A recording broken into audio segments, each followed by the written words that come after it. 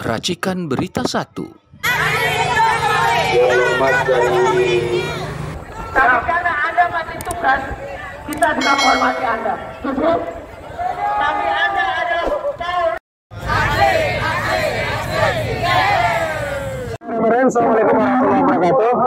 Alhamdulillah hari ini saya bersama para pejuang, ada Pak Tamrin, Pak semuanya pejuang, dan hari ini kita hadir di depan gedung KPK dalam rangka komitmen ya untuk terus memperjuangkan hak-hak rakyat dalam rangka memberantas korupsi, terutama korupsi dari keluarga Joko Widodo dan The Gang ya, dengan seluruh kroni-kroninya. Kita tahu bahwa saudara Joko Widodo telah berkuasa 2 periode atau 10 tahun, dan dalam periode 10 tahun itu banyak sekali kejahatan-kejahatan yang sebenarnya kasat-mata. Namun karena saudara Joko Widodo masih memegang tampuk kekuasaan sebagai kepala negara sekaligus kepala pemerintahan, masih bisa mengendalikan seluruh aparat penegak hukum, maka terlepas banyak kejahatan-kejahatan, dugaan kasus korupsi yang terjadi di era Joko Widodo, baik yang dilakukan oleh lingkaran-lingkaran dekat saudara Joko Widodo dan keluarganya, maupun yang dilakukan oleh kroni-kroninya, baik politisi, relawan, dan seterusnya, itu nyaris tidak tersentuh hukum. Tapi alhamdulillah, di era saudara Joko Widodo tidak lagi berkuasa, pelan-pelan satu persatu kejahatan-kejahatan terungkap. Di antaranya misalnya salah satu pendukung dari Joko Widodo yang menamakan dirinya sebagai Solidaritas Merah Putih, ketua umumnya, yakni Sylvester Matutina, hari ini tidak lagi berani menampakkan hidungnya karena memang ternyata dia sudah divonis inkrah 1,5 tahun. Hari ini mereka masih berusaha mencari dalih untuk menghindari eksekusi. Tapi saya yakin pada akhirnya Sylvester pun akan masuk di begitu. Dan kita tahu juga pendukung-pendukung Joko Widodo yang selama ini sering mengintimidasi para pejuang yang ingin menegakkan keadilan kebenaran ini ternyata ketahuan bermasalah.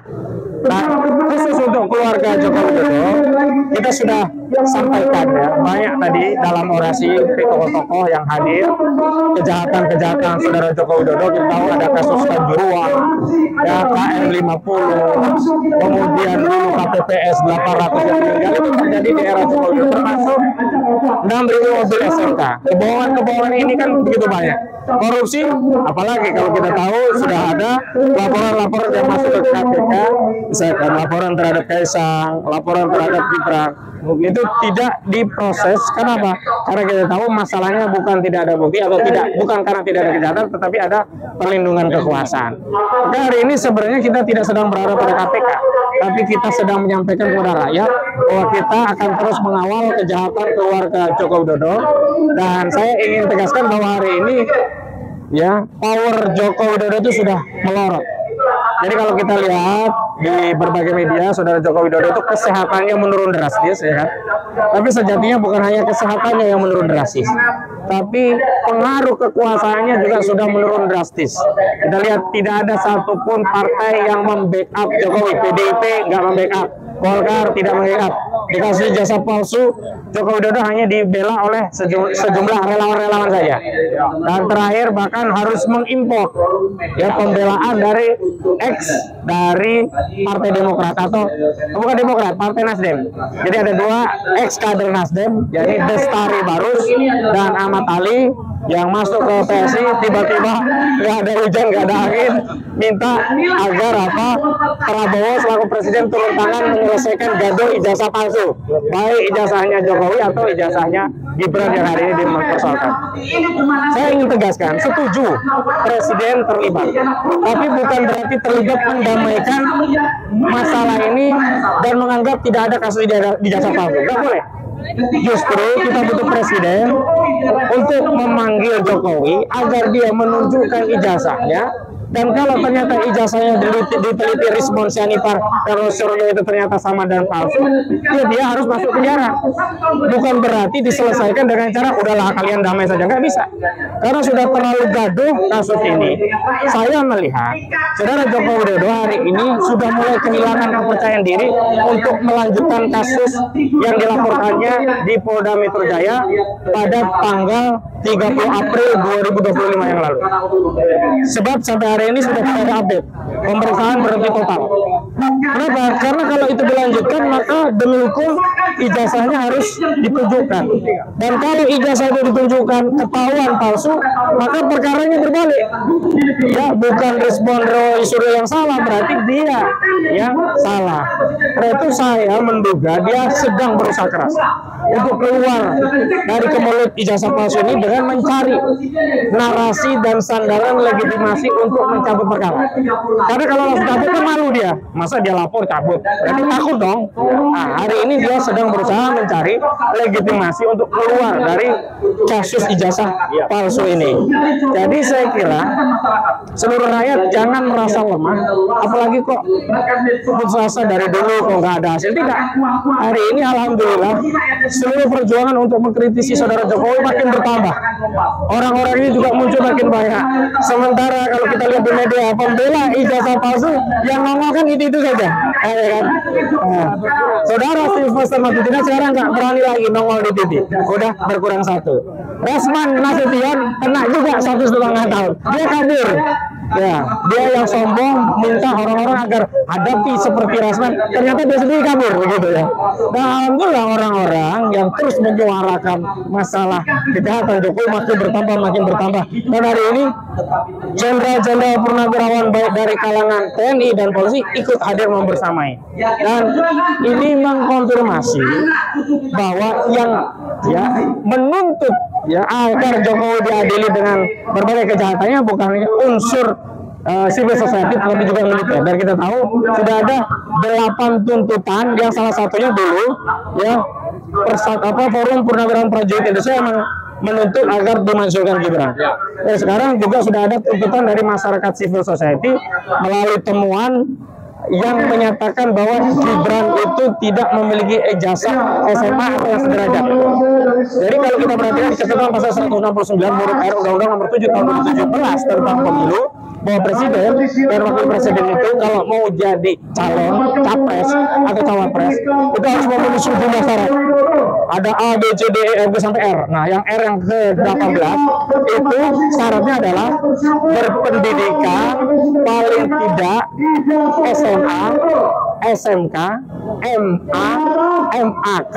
MAK itu madrasah aliyah kejuruan atau sekolah yang sederajat. Sekolah yang sederajat itu gampangnya kalau di kita pakai C. Nah, tapi ternyata Gibran tidak punya ijazah SMA. Gibran tidak punya ijazah SMK. Gibran tidak punya ijazah madrasah aliyah kejuruan. Gibran juga tidak punya ijazah madrasah aliyah.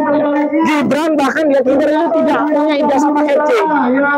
Sehingga tidak memenuhi syarat. Nah, seseorang yang tidak memenuhi syarat maka menurut ketentuan pasal 7A Undang-Undang Dasar 1945 itu dapat dimakzulkan karena Majelis Permusyawaratan Rakyat atas usulan Dewan Perwakilan Rakyat dapat memberhentikan presiden dan atau wakil presiden dalam masa jabatannya apabila terbukti melakukan pelanggaran hukum seperti pengkhianatan pada negara, korupsi, penyuapan atau kejahatan berat lainnya, terbukti melakukan perbuatan tercela atau tidak lagi memenuhi syarat. Artinya apa? Kita juga jangan mau ditipu bahwa kalau mau memakzulkan harus dua-duanya. Mau maju memang satu paket, mau diturunkan cukup satu, bisa dua-duanya, bisa presiden saja, bisa wapres saja, bisa presiden dan wakil presiden, karena bunyinya adalah presiden dan atau wakil presiden, artinya bisa alternatif salah satu, bisa kumulatif dua-duanya.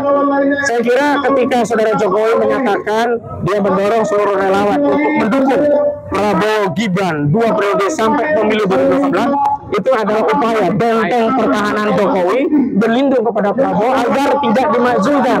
Seolah-olah kalau memakzulkan Gibran sama saja memakzulkan Prabowo. Padahal tidak, karena paketnya berbeda, kecuali Prabowo tidak memiliki ijazah SMA seperti Gibran. Makanya kan yang tidak punya ijazah SMA, yang tidak punya ijazah MA, yang tidak punya ijazah SMK, yang tidak punya ijazah madrasah aliyah maupun madrasah aliyah kejuruan itu hanya Gibran. Artinya kalau dulu Gibran bisa selamat karena belum genap 40 tahun, karena dia melakukan ya upaya menyuap pasal 169 huruf Q syarat ke-17 yang harusnya semula presiden dan wakil presiden minimal 40 tahun, tapi melalui perantaran Paman Usman perkara putusan MK 90 dari PU strip Romawi 21 dari 2023, maka syaratnya diperluas, boleh 40 tahun atau belum genap pun nggak apa-apa, yang penting pernah menduduki jabatan politik. Tapi kalau pasal 169 huruf R atau syarat ke-18 mutlak, dari kalau Gibran tidak bisa menunjukkan ijazah SMA, tidak bisa menunjukkan ijazah SMK, tidak bisa menunjukkan ijazah madrasah, tidak bisa menunjukkan madrasah aliyah kejuruan, tidak bisa menunjukkan ijazah paket C, maka Gibran wajib dimakzulkan. Harus lanjutkan apa yang ingin Anda sampaikan KPK? Seperti tadi yang sudah saya sampaikan pada saat diberikan kesempatan untuk melakukan orasi, saya meminta dengan hormat kepada Ketua KPK untuk melaksanakan fungsinya atau tugas pokoknya memberantas korupsi. Dalam hal ini kita semua sama tahu bahwa Jokowi sudah sangat cukup bukti melakukan korupsi yang sangat besar di Republik ini, yang membuat negara ini menjadi porak-poranda karena aksi korupsinya Jokowi selama 10 tahun. Maka Ketua KPK tidak ada alasan, meskipun kita semua tahu bahwa dia adalah produknya Jokowi, tetapi bukan itu menjadi alasannya untuk dia tidak menangkap Jokowi hari ini. Kalau dia seorang negarawan, maka Ketua KPK harus bertanggung jawab. Jika tidak, maka yang paling tepat dia harus mundur. Itu negarawan demi menyelamatkan bangsa. Kalau dia merasa ragu, merasa malu, merasa nggak enak, mundur. Tetapi kalau tidak, saya sampaikan tadi, waktunya sampai dengan tanggal 20 Oktober atau 1 tahun masa kepemimpinan Presiden Prabowo. Jika itu dia tidak mengambil langkah tindak lanjutnya, maka siap-siap ada gelombang jilid 2 yang lebih besar akan terjadi.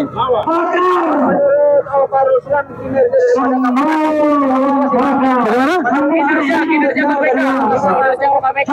Kinerja KPK hari ini kita sudah mulai melihat ada perubahan kinerja, namun masih hanya yang level-levelnya masih di bawah. Yang induk-induknya korupsi belum, sampai sekarang belum, meskipun semuanya sudah mulai terungkap. Kasus Pertamina dan lain-lain semuanya sudah terungkap, tetapi dia belum bekerja maksimal. Nah, ini kita dorong dia bekerja maksimal supaya negara ini mendapatkan hasil hak-haknya kembali, karena negara sedang tidak baik ekonominya sekarang.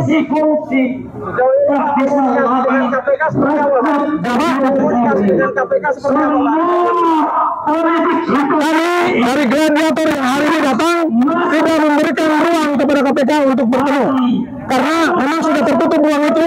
Tinggal langkahnya KPK yang kita dorong dia melakukan tugasnya sebaik mungkin demi keselamatan bangsa dan negara. Baik Pak, selain melakukan aksi massa ini apa saja yang akan dilakukan? Kita akan tetap bersuara lantang. Kembali lagi, jika KPK tidak mendengarkan ini, maka akan terjadi aksi yang lebih besar dari yang hari ini terjadi. Ini aksi damai. Dan kita berharap Ketua KPK memahami ini supaya tidak terjadi. Ingat, Nepal, kasus Nepal, dia belajar dari Indonesia. Ya, Nepal belajar dari Indonesia. Mereka mengadopsi cara pergerakan dari Indonesia. Ya, jadi jangan sampai ini menjadi sebuah referensi. Jangan sampai kita dapatkan itu bahasa yang sering bermunculan di media sosial.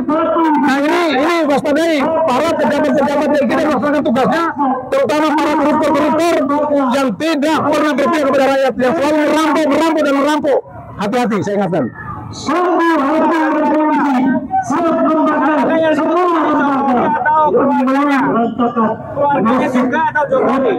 Jadi kalau kita sudah bicara Jokowi, itu adalah paketan. Ya, tidak ada di lingkungan Jokowi adalah orang yang tidak urus untuk bangsa negara. Semua adalah manusia-manusia bajingan semua. Sebagian besar manusia bajingan, manusia brengsek semua. Oke, jadi bukan hanya Jokowi, lingkungan Jokowi juga sama. Oke. Bismillahirrahmanirrahim. Assalamualaikum warahmatullahi wabarakatuh. Veritas, kebenaran, probitas, kejujuran, justisia, keadilan. Itu nilai-nilai inti yang kami pakai yang digunakan oleh Universitas Indonesia. Jadi apa yang kita lakukan hari ini di tempat ini depan KPK adalah salah satu bentuk wujud dari apa yang dirasakan oleh masyarakat, oleh rakyat banyak tentang situasi yang berkembang, khususnya terhadap tindakan dan perilaku Jokowi yang tidak pernah ada tindak lanjutnya terhadap tindakan dia korupsi yang begitu besar. Secara internasional dia diakui sebagai koruptor nomor 3 terbesar di dunia, presiden koruptor. Dunia aja mengakui. Di kita pura-pura bego, tapi yang jelas orang-orang yang ditangkap semuanya mengatakan kami melakukan dan kami menyetor serta lapor ke Jokowi. Jokowi itu rakusnya bukan main, soal materi. Korupsi jelas, kolusinya jelas, dan nepotismenya jelas. Jadi dia memang melakukan 3 hal, KKN, korupsi, dan nepotisme. Kolusi yang disebut dengan geng Solo, ujung-ujungnya duit juga. Jadi dia merusak selama 10 tahun ini, merusak kita sebagai bangsa, masyarakat, dan negara yang selama ini dihargai di masyarakat dunia menjadi terpuruk seperti saat ini. Apa yang dilakukan Pak Prabowo? Pak Prabowo harus membersihkan, membereskan apa yang dilakukan Jokowi berupa kebiasaan terbangunnya lagi korupsi. Ini terbangun selama 10 tahun. Korupsi dibangun lagi, dan itu yang dilakukan Pak Prabowo. Saya kenal 2 orang ini. Pak Jokowi saya kenal betul, dari mulai belum jadi apa-apa saya kenal. Otaknya kurang, tapi akalnya banyak. Hatinya kecil, lihai, cup akal-akalan. Pak Prabowo saya kenal baik, orangnya lempang, tegas, jujur, tidak ada korupsi. Dan beliau melakukan ini untuk membenahi sisa-sisa warisan Jokowi yang kita bisa merasakan. Nyari kerja nggak mudah, korupsi di mana-mana, dan korupsi dianggap biasa. Sebagai contoh, koruptor yang ketangkap di KPK, teman-temannya bilangnya apa? Wah, dia apes saja tuh, jadi nggak ada malu, apes saja ketangkap. Ini yang dibangun Jokowi, yang orang jarang memahami. Kemudian dia merusak kebiasaan KKN, dan dia melaksanakan strategi, peran, dan tanggung jawab tugas dari PKI yang saya sebut PKI Gaya Baru. Selama 10 tahun Jokowi membangun jaringan PKI Gaya Baru yang tidak tampil ke permukaan, tapi Anda bisa merasakan umat Islam diacak-acak, bahkan artis yang terkenal pun dibawa, diseret, nggak ngerti apa-apa, ikut-ikut ngomong habaib segala macam. Itu bagian dari bagaimana dia memecah belah umat Islam. Tolong pahami, banyak masyarakat di kita belum bisa melihat dan memahami kalau belum terjadi. Ada yang mengatakan, Pak, PKI kan udah nggak ada. Saya suka bilang, otak Anda tuh termasuk otak yang kelompok berpikirnya jenjang 3. Baru melihat kalau udah muncul. Kalau baru akan terjadi orang kasak kusuk, dia belum mampu melihat. Jadi hati-hati. Kembali saya mengatakan, PKI tidak pernah tidur, tidak pernah diam, dia akan berusaha terus. Sekarang muncul dengan PKI Gaya Baru yang akan menghancurkan kita sebagai bangsa. Kita akan dipecah belah dengan target NKRI terpecah menjadi beberapa negara, umat Islam dihancurkan. Itu sasaran PKI Gaya Baru. Kenapa? Karena letak secara geografis Indonesia itu sangat strategis. Kita kuat berbahaya, kita kuat dengan segala macam sumber daya, orang-orang dan negara muslim terbesar. Ini akan mengganggu strategi besar komunis dunia, dan lewat RRC menggunakan tangan Jokowi yang sudah diatur seperti itu. Jadi saya wajib menyampaikan ini, mudah-mudahan membuka wacana pikiran rekan-rekan kita yang lain yang masih belum melihat tantangan ini. Hati-hati, PKI Gaya Baru sudah muncul. Jangan nanya mana PKI.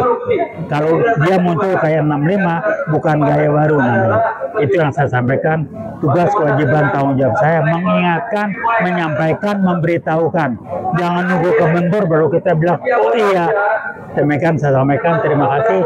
Wassalamualaikum warahmatullahi wabarakatuh. Assalamualaikum warahmatullahi wabarakatuh. kawan-kawan semua, para seluruh Indonesia dimanapun berada, baik dalam dan luar negeri. Hari ini kita membersamai kawan-kawan dari gerakan lintas aliansi untuk melawan koruptor. Dalam hal ini, kawan-kawan di sini, baik dari Ormas, Serikat Buruh, Ojol, dan lain sebagainya, hari ini bersatu ingin agar KPK ini kembali ke jalan yang benar.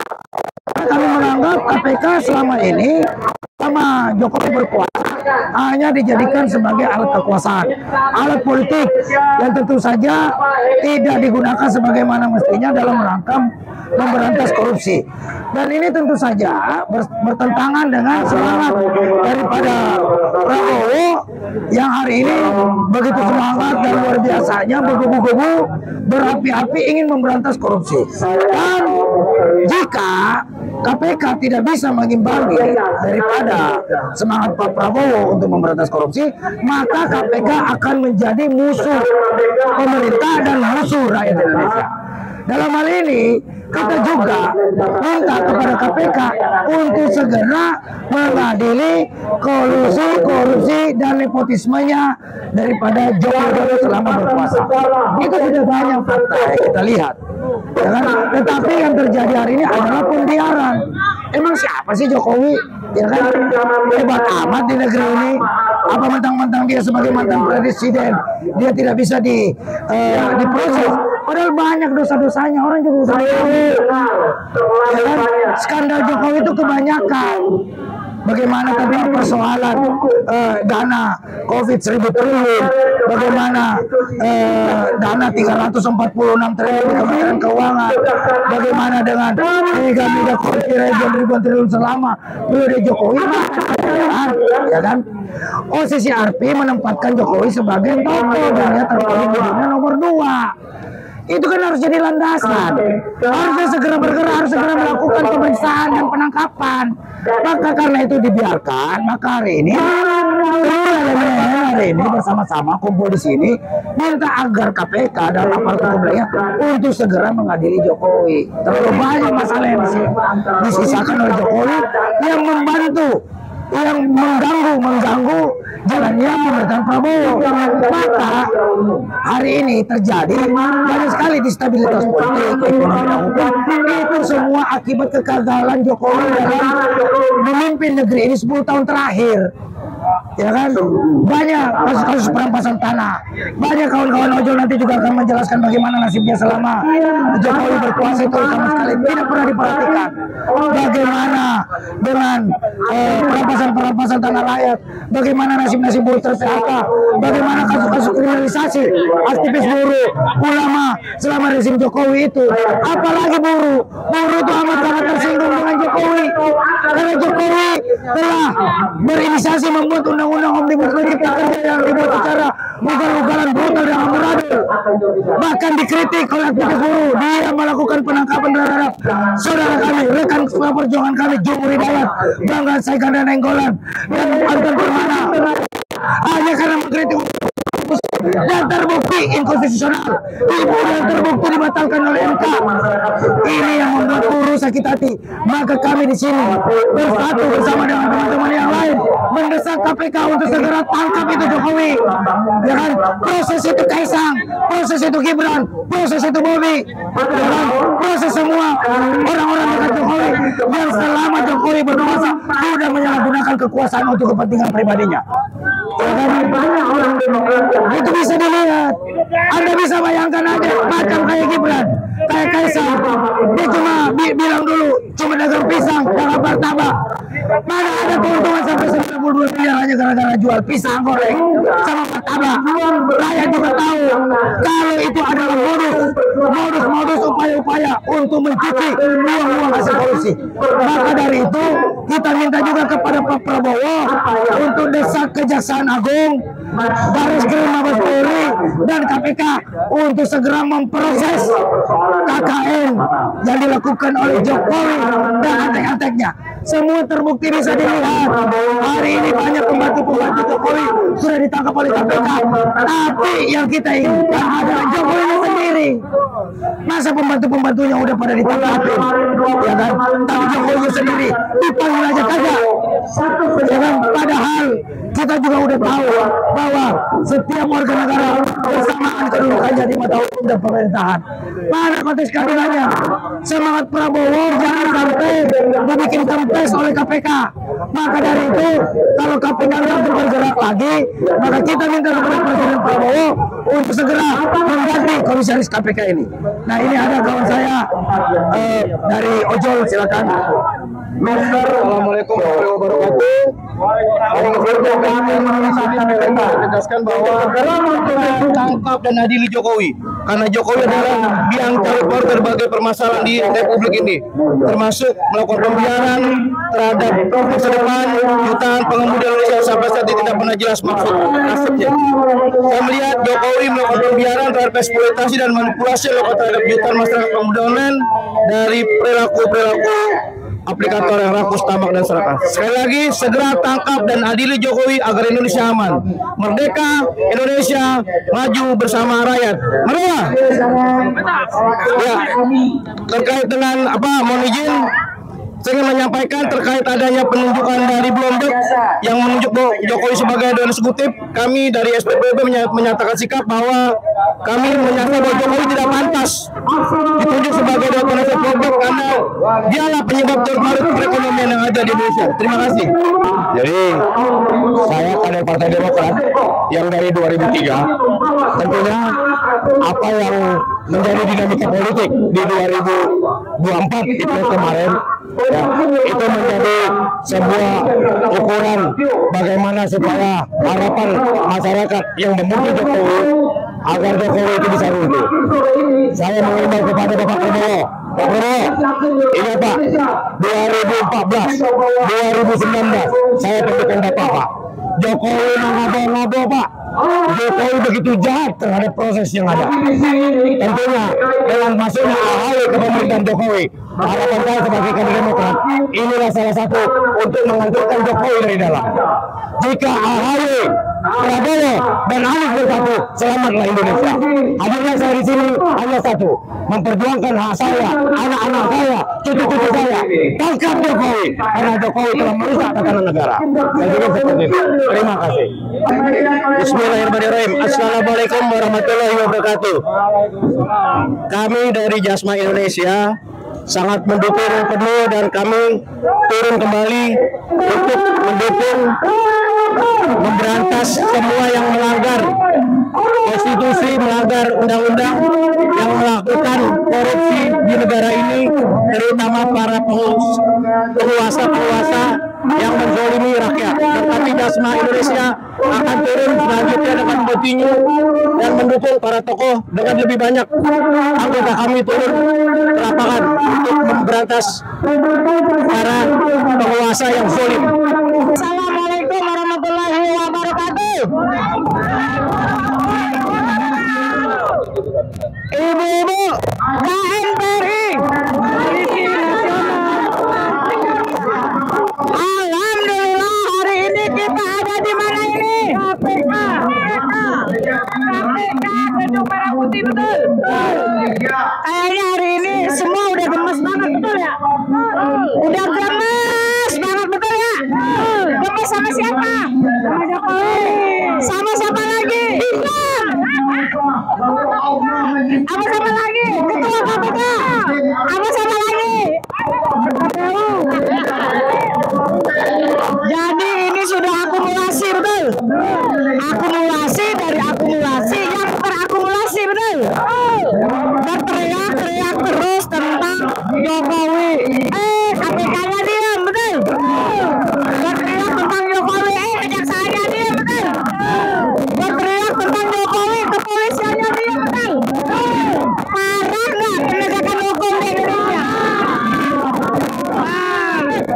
Parah nggak apa yang sudah kita hadapi saat ini? Parah banget. Dan ini luar biasa. Akhirnya masyarakat ini seluruh Indonesia, betul ya? Ada dari Sumatera, dari Banten, Serang, Surabaya, Bandung. Dari Makassar, dari Makassar. Makassar mana Makassar? Ya, Padang. Ini udah seluruh Indonesia turun. Turunnya permintaannya apa ibu-ibu? Satu, apa? Adil Jokowi. Kedua, masukkan Gibran. Kita nggak ada permintaan yang lain, cuma dua itu betul. Kita minta Bapak Prabowo Subianto hadir untuk semua permasalahan yang ada di negeri ini, betul ya?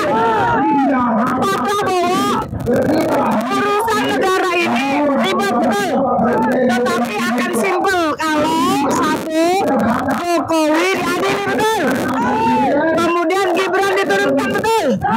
Artinya Bapak sudah menjauh dari yang namanya Intoleransi. Setuju. Kita cuma dua, adili Jokowi, masukkan Gibran. Setuju ya? Kami KNPRI akan selalu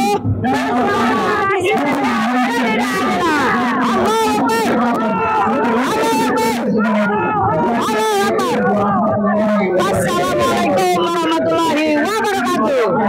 Untuk melakukan penangkapan para koruptor.